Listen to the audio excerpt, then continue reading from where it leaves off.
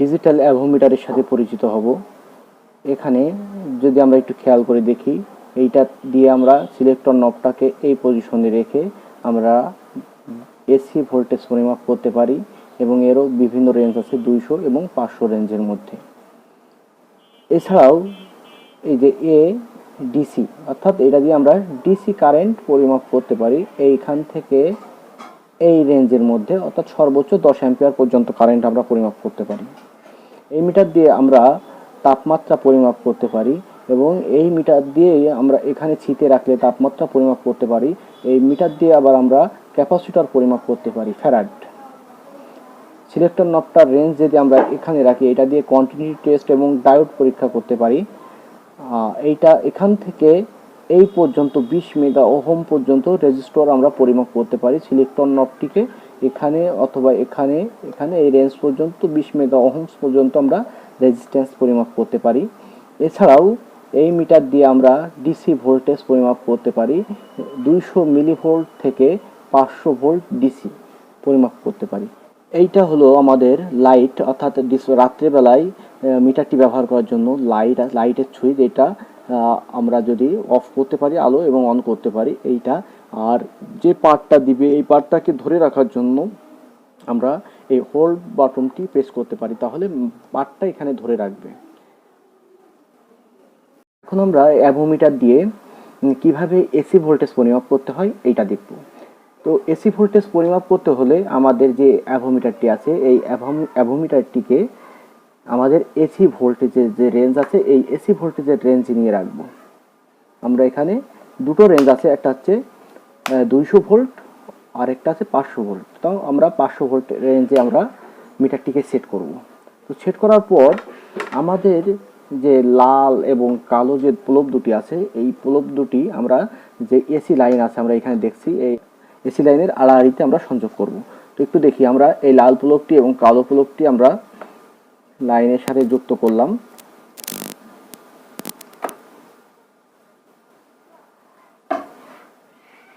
একটু খেয়াল করি, আমাদের এখানে লাইন ভোল্টেজ, অর্থাৎ আমাদের এই লাইনে ভোল্টেজ দেখাচ্ছে 250 ভোল্ট, 49, 50 এর মধ্যে আপডাউন করছে।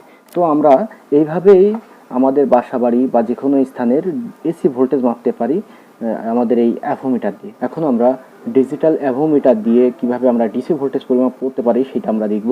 তো এর জন্য আমাদের যেটা করতে হবে, প্রথমে মিটারটির সিলেক্টর যে নবটি আছে, এই সিলেক্টর নবটির কে প্রথমে ডিসি ভোল্টেজ এখানে নিয়ে যেতে হবে। আমরা যেহেতু এখানে এই ব্যাটারির ভোল্টেজ পরিমাপ করতে চাচ্ছি, সেহেতু আমরা 20 ভোল্ট এই রেঞ্জে আমরা এখানে সিলেক্টর নবটিকে নিয়ে আসবো। তো আমরা দেখছি আমরা সিলেক্টর নবটিকে 20 ভোল্টের রেঞ্জে আমরা রাখছি। এখন আমরা যে প্রোব দুটি আছে এই প্রোব দুটিকে আমরা ব্যাটারির দুই প্রান্তে লাগাবো। তবে আমরা যে লাল প্রোবটি আছে এই লাল প্রোবটিকে ব্যাটারি প্লাসের সাথে এবং কালো প্রোবটিকে ব্যাটারির মাইনাসের সাথে সংযোগ করব। সেই জন্য আমরা একটা প্রথমে ব্যাটারি নিচ্ছি। এই ব্যাটারির একটু খেয়াল করি, এই প্রান্তটা আমাদের মাইনাস আর এই প্রান্তটা হলো আমাদের প্লাস। তাহলে আমরা যদি প্লাসের সাথে মিটারের লাল প্রোবটি এবং মাইনাসের সাথে মিটারের কালো প্রোবটি যদি আমরা সংযোগ করি, তাহলে আমাদের এখানে ভোল্টেজ দেখাচ্ছে, আমাদের এখানে ভোল্টেজ দেখাচ্ছে 3.17 ভোল্ট। এখন যদি আমরা আরেকটি ব্যাটারি পরিমাপ করতে চাই, তাহলেও এর প্লাসের সাথে লাল প্রোবটি এবং মাইনাসের সাথে কালো প্রোবটি সংযোগ করলে আমাদের এখানে ভোল্ট দেখাবে। এখানে ভোল্ট দেখাচ্ছে 3.84 ভোল্ট। এভাবে আমরা ডিসি ভোল্টেজ পরিমাপ করতে পারি। তবে যদি আমরা মাইনাসের সাথে মিটারের লাল প্রোবটি সংযোগ করি আর প্লাসের সাথে মিটারের কালো প্রোবটি সংযোগ করি, তাহলে পার্টটি নেগেটিভ দেখাবে। আমরা ডিজিটাল অ্যাভোমিটারের সাহায্যে কিভাবে একটি ডায়োড পরিমাপ করতে হয় সেটা দেখব। এর জন্য আমাদেরকে ডায়োড সংগ্রহ করতে হবে এবং এর জন্য আমাদের যে মিটারটি আছে এই মিটারটি প্রোবটিকে যেখানে ডায়োডের চিহ্ন আছে আমরা একটু খেয়াল করি, এখানে নিয়ে আসবো। যে আমরা এখানে প্রোবটির যে তীর চিহ্ন মাথাটা আছে এটাকে আমরা ডায়োডের দিকে নিয়ে আসলাম। আমরা স্ক্রিনে যে কম্পোনেন্টটি দেখছি এই কম্পোনেন্টটি হলো ডায়োড। এটাকে আবার রেকটিফায়ার বলেও অনেকেই চেনে। বাজারে গেলে ডায়োড অথবা রেকটিফায়ার বললেই দিয়ে দেবে। তো এর দুটো প্রান্ত থাকে, একটা সিলভার কালারের, এই প্রান্তকে বলা হয় ক্যাথোড এবং যেটা কালো প্রান্ত আছে যে প্রান্তটা সেটাকে বলা হয় অ্যানোড প্রান্ত। এখন আমরা ডিজিটাল যে অ্যাভোমিটার আমাদেরকে আছে এই মিটার দিয়ে আমরা এই ডায়োডটি পরীক্ষা করে দেখব। আমাদের যে লাল এবং কালো যে প্লোবটি আছে এই প্লোবটিকে আমরা ডায়োডের দুই মাথায় সংযোগ করব এবং যদি একটু খেয়াল করি আমাদের মিটারের ডিসপ্লেতে কোনো পার্ট প্রদান করছে না। এখন আমরা এটাকে একটু ঘোরাই দেব। আমরা যদি একটু খেয়াল করি আমাদের ডিসপ্লেতে একটা পার্ট দিচ্ছে, অর্থাৎ এর এক সাইড যদি পার্ট দেয় আর এক সাইড যদি পার্ট না দেয় তাহলে আমরা বুঝবো ডায়োডটি ভালো। এখন আমরা ডিসপ্লেতে যেটা দেখছি এটা হলো ইলেকট্রনিক্স কম্পোনেন্ট রেজিস্টর এবং এর গায়ে বিভিন্ন রং অর্থাৎ বিভিন্ন কালার করা থাকে এবং এই কালার দেখে এর মান নির্ণয় করতে হয়। আমরা কোনো এক ভিডিওতে এটা নিয়ে আলোচনা করব।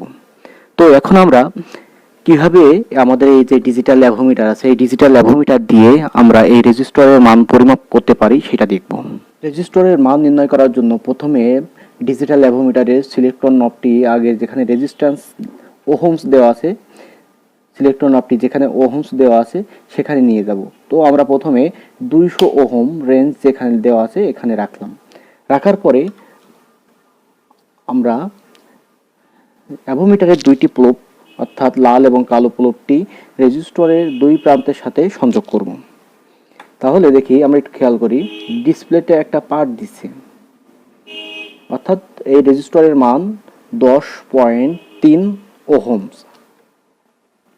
এখন আমরা যদি এই রেজিস্টরের আমরা যদি উল্টাই দিই তাহলেও কিন্তু আমাদের পার্ট দিবে, অর্থাৎ এইটা কোন স্থানে রাখছে এইটার উপরে পার্ট নির্ভর করবে না। এইটা এই রেজিস্টরের মান যদি আমরা মাপতে চাই তাহলে দুই প্রান্তে সংযোগ করলে দেখি আমরা ডিসপ্লেতে কিন্তু কোনো পার্ট দিচ্ছি না। এই অবস্থায় আমরা সিলেক্টর নবের রেঞ্জটি একটু বাড়াবো, অর্থাৎ 2 কিলো ওহমসে রাখলাম।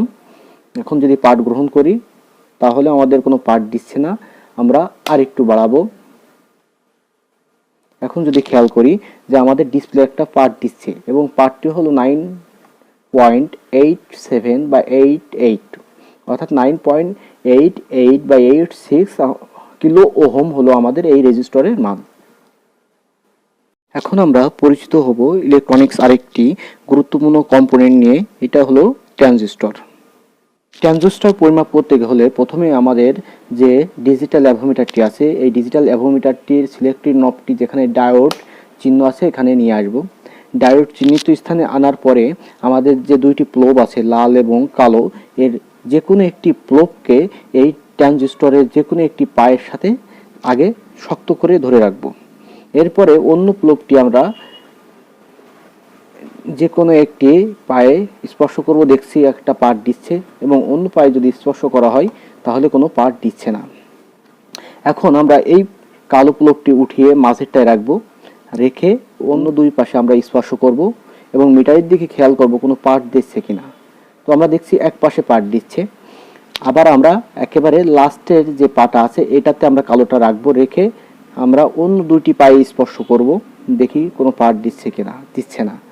এখন আমরা আগে কালোটি কমান্ড রাখছিলাম, এখন আমরা লাল প্লোবটি কমান্ড রাখবো, অর্থাৎ লাল প্লোবটি আমরা ট্রানজিস্টরের যে কোনো এক পায়ে ভালোভাবে মজবুতভাবে ধরে রাখবো, যে কোনো এক পায়ে ধরে রাখবো, রেখে আমরা এক পায়ে স্পর্শ করলাম কোনো পার্ট দিচ্ছে না, অন্য পায়ে স্পর্শ করলাম কোনো পার্ট দিচ্ছে না। মাঝেরটাতে রাখলাম, এই পায়ে কোনো পার্ট দিচ্ছে না এবং অন্য পায়ে পার্ট দিচ্ছে না। এখন আমরা শেষেরটার এই পাশে শেষেরটাতে রাখলাম, একটু খেয়াল করি আমাদের মিটার একটা পার্ট দিচ্ছে এবং মাঝেরটাতে স্পর্শ করলে একটা পার্ট দিচ্ছে, অর্থাৎ এই পায়ে যদি আমরা লাল প্লোবটি ধরে রাখলে এই পায়ে একটা পার্ট দিচ্ছে। এবং এইবার আমরা একটু পার্টটা খেয়াল করি 730 এবং এই পাশে মাঝেরটা যে পার্টটা একটু খেয়াল করি 724। অতএব আমাদের যে পায়ে পার্ট বেশি দিচ্ছে অর্থাৎ এই পাটা হলো আমাদের ট্রানজিস্টরের ইমিটার, আর যে পায়ে পার্টটি কম দিচ্ছে এই পাটা হলো আমাদের ট্রানজিস্টরের কালেক্টর, এবং আমাদের যে লাল প্লোবটি যেটাতে আমরা ধরে রাখছি এইটা হলো আমাদের ট্রানজিস্টরের বেজ। এইভাবে আমরা ট্রানজিস্টরের বেজ, ইমিটার এবং কালেক্টর বের করতে পারি। এখন আমরা একটা জিনিস খেয়াল রাখতে হবে, যদি আমাদের লাল প্লোবটি ধরে রেখে আমাদের উভয় পাশে পার্ট দেয় তাহলে সেই ট্রানজিস্টরটি হবে এনপিএন ট্রানজিস্টর। আর যদি আমরা এইটা ধরে রেখে এই লাল প্লোবটি দুই পাশে পার্ট দেয় তাহলে আমাদের সেটা হবে পিএনপি ট্রানজিস্টর। C828 এই ট্রানজিস্টরটির আমরা পার্ট পেলাম যে এইটা হলো আমাদের এই পাশের পার্টটা হলো আমাদের বেজ, মাঝখানের পার্টি হলো কালেক্টর এবং একেবারে বাম সাইডে যে পার্টি আছে এটা হলো আমাদের ইমিটার। এটা হলো একটি এলডিআর যেটা আমরা লাইট সেন্সর হিসাবে চিনি। এইটা মূলত একটি রেজিস্টর এবং ভেরিয়েবল রেজিস্টর, যার রেজিস্ট্যান্সের মান এর উপরে আলো কতটুকু পড়ছে, এর উপরে কতটুকু আলো পড়ছে তার উপরে নির্ভর করে। ডিজিটাল অ্যাভোমিটারের রেজিস্টরের যে সেকশনটি আছে সেখানে নিয়ে যাব। তো আমরা প্রথমে এখানে 200 ওহমস এ সিলেক্ট করলাম এবং আমাদের যে প্লোব দুটি আছে এই প্লোব দুটি এর দুই প্রান্তের সাথে যুক্ত করব। একটু খেয়াল করি, কোনো পার্ট দিচ্ছে না। আমরা যদি আরেকটু রেঞ্জ বৃদ্ধি করে দেখি তাহলে আমার পার্ট দিচ্ছে 5.0 কিলো ওহমস। এখন যদি আস্তে আস্তে এটাকে আরো ছায়া জায়গায় নিয়ে যাই, অর্থাৎ এরপরে যখন কোনো ছায়া ফেলাই তাহলে আমরা খেয়াল করি এর রেজিস্ট্যান্সের মান বৃদ্ধি হচ্ছে। এখন যদি আস্তে আস্তে আমরা লাইটের দিকে, আলোর দিকে নিয়ে যাই তাহলে এর মান ধীরে ধীরে কমছে। অর্থাৎ এলডিআর হলো এমন একটি কম্পোনেন্ট যার উপরে আলো পড়লে এর রেজিস্ট্যান্সের মান কমে যায় এবং এর উপরে যখন ছায়া পড়ে তখন এর রেজিস্ট্যান্সের মান বেড়ে যায়। এখন আমরা পরিচিত হব ভেরিয়েবল রেজিস্টরের সাথে। অর্থাৎ এটাও কারেন্ট প্রবাহে বাধা দেয়, কিন্তু এই রেজিস্টরের মান পরিবর্তন করা যায়, অর্থাৎ কমানো যায় অথবা বাড়ানো যায়। এবং কিছু কিছু সার্কিটে এই ধরনের ভেরিয়েবল রেজিস্টর ব্যবহার করা হয়। আমরা এই ভেরিয়েবল রেজিস্টরগুলো অ্যাভোমিটারের সাহায্যে পরিমাপ করতে পারি। তো আমরা এখন দেখব কিভাবে অ্যাভোমিটার দিয়ে ভেরিয়েবল রেজিস্টর পরিমাপ করা যায়। এখন আমরা অ্যাভোমিটার দিয়ে ভেরিয়েবল রেজিস্টর পরিমাপ করব। এর জন্য আমরা সিলেক্টর নবটি অবশ্যই রেজিস্টরের দিকেই রাখবো, রেজিস্টর নির্ণয়ের দিকে আমরা রাখবো। আর এই যে প্লোব দুটি আছে এই প্লোব দুটি ভেরিয়েবল রেজিস্টরের দুই পাশে দুটি পায়ে লাগাবো। একটু যদি আমরা ডিসপ্লেতে দেখি তাহলে এখন দেখাচ্ছে 2.37 কিলো ওহমস। এখন এইটা যদি আমরা এইভাবে ধরে রেখে এইটাকে ঘোরাই তাহলে কিন্তু রেজিস্টরের মান পরিবর্তন হবে না। কিন্তু যদি আমরা এর মাঝেরটার সাথে যে কোনো এক প্রান্ত রেখে আমরা ঘোরাই তখন এর রেজিস্ট্যান্সের মান পরিবর্তন হবে। আমরা একটু খেয়াল করি, এই যে মাঝেরটার সাথে এক প্রান্ত রেখে আমরা ঘোরাচ্ছি, এখন 2.06 কিলো ওহমস আছে। আস্তে আস্তে আমরা রেজিস্টরের মান ঘোরাচ্ছি আর রেজিস্ট্যান্সের মান কমছে। আবার যদি উল্টা দিকে দিই তাহলে রেজিস্টরের মান বাড়ছে। এইভাবে আমরা ভেরিয়েবল রেজিস্টর অ্যাভোমিটার দিয়ে পরীক্ষা করতে পারি। একইভাবে আমরা যদি একটু খেয়াল করি, এর একটু এখানেও হাত দিয়ে বা কোনো কিছু দিয়ে ঘোরানোর অপশন আছে এবং এটাতেও স্ক্রু ড্রাইভার বা এই জাতীয় জিনিস দিয়ে ঘোরানোর ব্যবস্থা আছে এবং এই সবগুলির 3টি করে পা থাকে। এবং এই পরীক্ষা করার জন্য আমাদের অ্যাভোমিটারের যে সিলেক্টিভ নবটি আছে এটাকে আমরা ডায়োড যেখানে আছে ডায়োডের অপশনে নিয়ে আসব এবং নিয়ে আসার পরে আমাদের যে প্লোব দুটি আছে এই প্লোব দুটি আমরা এলইডির সাথে সংযোগ করব। তবে এলইডির যে প্রান্তটি বড় থাকবে এটা হচ্ছে প্লাস, এখানে প্লাস সংযোগ করতে হবে, আর যেটা ছোট আছে এখানে আমাদের সংযোগ করতে হবে মাইনাস। এই জন্য আমরা যে লাল প্লোবটি আছে এই লাল প্লোবটিকে আমরা প্লাসের সাথে সংযোগ করব এবং কালো প্লোবটিকে আমরা মাইনাসের সাথে সংযোগ করব। যদি করা হয় তাহলে আমরা এখানে দেখতে পাচ্ছি যে এখান থেকে একটি আলো বের হচ্ছে, একটা আলো নির্গত হচ্ছে।